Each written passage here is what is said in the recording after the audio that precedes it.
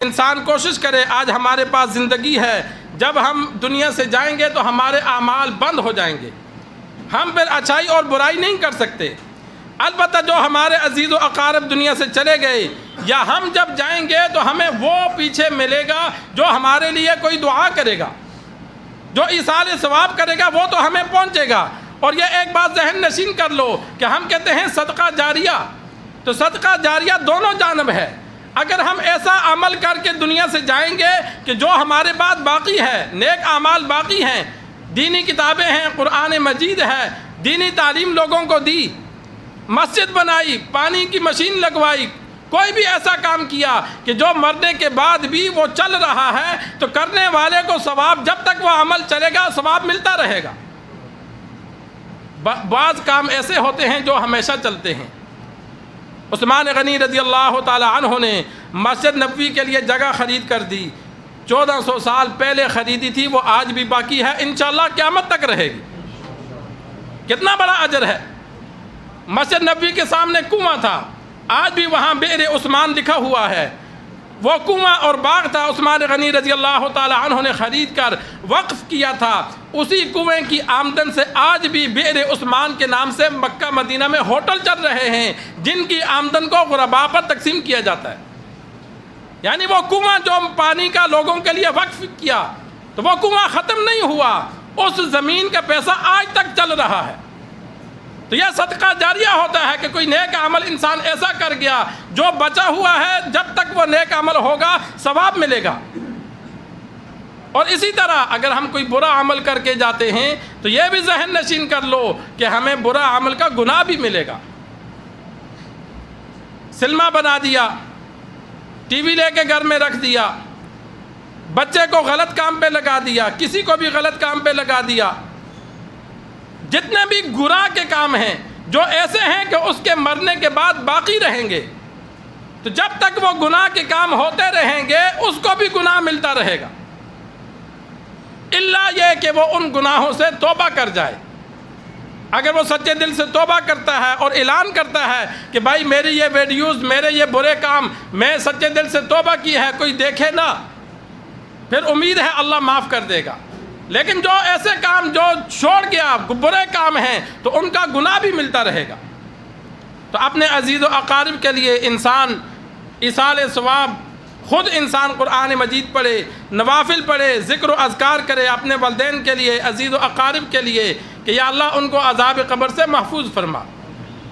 اپنے لیے بھی انسان ان کے لیے دعا کرے، اپنی فکر کرے کہ میں نے بھی دنیا سے جانا ہے، قبر پہلی میری بھی منزل ہے۔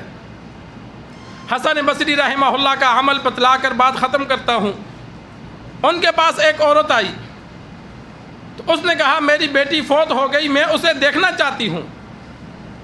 حسن بصری آپ صلی اللہ علیہ وسلم کے گھر پلے، ام سلمہ رضی اللہ تعالی عنہ کی باندی کے بیٹے تھے، آپ صلی اللہ علیہ وسلم کے بعد پیدا ہوئے، لیکن ام المؤمنین کے گھر پرورش پائی، پھر کبار صحابہ کے شاگرد تھے، بڑے بڑے صحابہ کے ساتھ انہی کے شاگرد تھے، انہی سے علم سیکھا، بہت بڑے اللہ والے تھے۔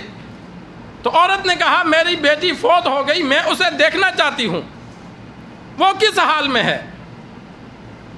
حسن بصری رحمہ اللہ نے طریقہ بتلایا، آپ حضرات بھی نوٹ کر لیں، پہلے بھی کئی مرتبہ بتلا چکا ہوں کہ آخر سے سورت ہے 13ویں سورت، سورۃ التکاثر، الہاکم التکاثر، 3-4 لینوں کی سورت ہے۔ انہوں نے طریقہ بتلایا کہ 4 نفل پڑھو، چاروں نفلوں میں ولضالین آمین کے بعد یہی سورت پڑھنی ہے، کوئی اور سورت نہیں پڑھنی، ایک دفعہ بس، چاروں رکعتوں میں ایک دفعہ یہ سورت پڑھو، اور اس کے بعد درود پڑھتے پڑھتے سو جاؤ۔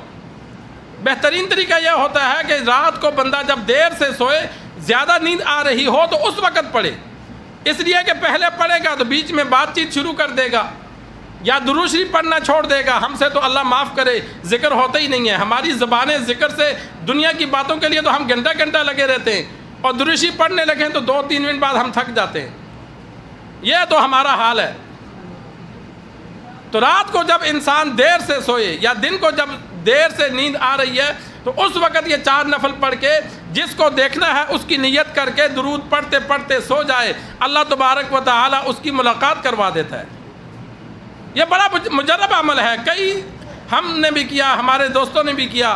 صوفی سرور صاحب نور اللہ مرقدہ نے یہ طریقہ بتلایا تھا، وہ خود بھی اپنے عزیز و اقارب کوئی فوت ہو جاتا تو اس کے لیے عمل کرتے تھے کہ دیکھوں ذرا اس کا کیا انجام ہوا۔ تو اس عورت نے جا کر یہ عمل کیا، تو اس نے آ کر حسن بصری رحمہ اللہ کو بتلایا کہ میں نے بیٹی کو دیکھا، وہ تارکول کے پانی میں ڈوبی ہوئی تھی، جل رہی تھی۔ حسن بصری رحمہ اللہ نے فرمایا وہ تو عذاب میں مبتلا ہے۔ کچھ دنوں بعد حسن بصری رحمہ اللہ کو خواب میں ایک لڑکی آئی جو عالی شان محل میں عمدہ لباس میں۔ حسن بصری رحمہ اللہ نے پوچھا تو کون ہے؟ تو اس نے بتلایا کہ مجھے پہچانا نہیں۔ انہوں نے کہا میں نے کیسے پہچانا، جان پہچان تو نہیں۔ اس نے کہا میری ماں آپ سے مسئلہ پوچھنے آئی تھی۔ اس نے کہا ہاں وہ تو آئی تھی، لیکن اس نے تو بتلایا کہ تو جہنم میں جل رہی ہے، میں تجھے دیکھ رہا ہوں عالی شان محل میں ہے۔ اس نے کہا ہاں ماں نے سچ کہا، میں عذاب قبر میں مبتلا تھی، لیکن ایک اللہ والا قبرستان کے پاس سے گزرا، درود پاک پڑھ کے اس نے کہا کہ یا اللہ اس کا ثواب ان قبرستان والوں کو بخش دے۔ اللہ نے اس کے صدقے ہم سب کو معاف کر دیا۔ تو دوسروں کے ایثار ثواب سے جو اللہ کی رضا کے لیے کیا گیا ہو، پیٹ کے لیے نہ کیا گیا ہو، جس طرح اولاد اپنے والدین کے لیے دعا کرتی ہے تو ان کو کوئی لالچ نہیں ہوتا، تو ایسا جو ایثار ثواب جس پر ثواب ملتا ہے وہ جب ہم مردوں کو بخشتے ہیں تو ان کو فائدہ ہوتا ہے۔ اگر کسی گناہ کی وجہ سے عذاب میں مبتلا ہیں تو عذاب میں کمی، اور بسا اوقات ثواب اتنا ہوتا ہے کہ اللہ اس کے گناہوں کو ہی معاف فرما دیتا ہے، اور جن کے گناہ معاف ہو گئے اللہ تبارک و تعالیٰ ان کے درجات کو بلند فرماتا ہے۔ تو رمضان المبارک قریب ہے، اللہ سے دعا ہے اللہ تبارک و تعالیٰ شعبان کے بقیہ دنوں میں ہمارے لیے برکت پیدا فرمائے اور رمضان المبارک ہم سب کو نصیب فرمائے۔ تو رمضان کی تیاری انسان ابھی سے شروع کر دیتا ہے، نماز پڑھنی شروع کر دیں۔ ضروری نہیں ہم سب گناہ گار ہیں، وقت کے ولی نہیں ہیں، جیسا ماحول ہے اس اعتبار سے ہم یہ نہیں کہہ سکتے کہ نہیں ہم پہنچے ہوئے ہیں، ہم سب گناہ گار ہیں، لیکن گناہ گار ہونے کے ساتھ ساتھ کچھ اگلے جہاں کے لیے بھی کچھ نیکی کر لینی چاہیے، کرنی چاہیے نہیں کرنی چاہیے، جانا ہے نا مرنا ہے۔ پچھلا رمضان نصیب ہوا، اللہ ہمیں یہ رمضان بھی نصیب فرمائے، لیکن کوئی پتہ نہیں کس کو نصیب آئندہ ہوگا یا نہیں، یہ بھی ہوگا یا نہیں، یہ تو رب کو پتہ ہے۔ تو جب ابھی سے ہم نیت کر لیں گے کہ ہم نے رمضان میں خوب نیکیاں کرنی ہے، نماز کوئی نہیں چھوڑنی، تلاوت بھی کرنی ہے، ذکر و اذکار بھی کرنا ہے، اور ابھی سے کرنا شروع کر دیں گے تو رب نیت پر اجر دیتا ہے۔ اگر ہم پہلے مر گئے تو رب اجر پھر بھی عطا فرمائے گا۔ یہ حدیث میں موجود ہے کہ ایک بندہ جو نیت کرتا ہے پھر کام نہیں کر سکتا، اللہ بغیر کیے اجر عطا فرماتا ہے۔ تو ابھی سے نیت کر لیں کہ ہم نے نیک کام شروع بھی کر دیں، جو ہم نے پورا سال نہیں کیے، سستی کی وجہ سے کچھ کام ہم سے رہ جاتے ہیں، تو وہ انسان ابھی رمضان کے لیے شروع کر دے کہ بھائی اب نماز با جماعت پڑھوں گا، تلاوت نہیں کرتا تھا تلاوت کروں گا، ذکر و اذکار شروع کر دے، استغفار شروع کر دے، درود پڑھنا شروع کر دے، جو سنتیں نوافل نہیں پڑھتا تھا ہمت ہو تو پڑھ لے، جو نمازیں قضا رہ گئیں ان کو زیادہ نہیں جتنی توفیق ہے کبھی ایک پڑھ لی، دو پڑھ لی۔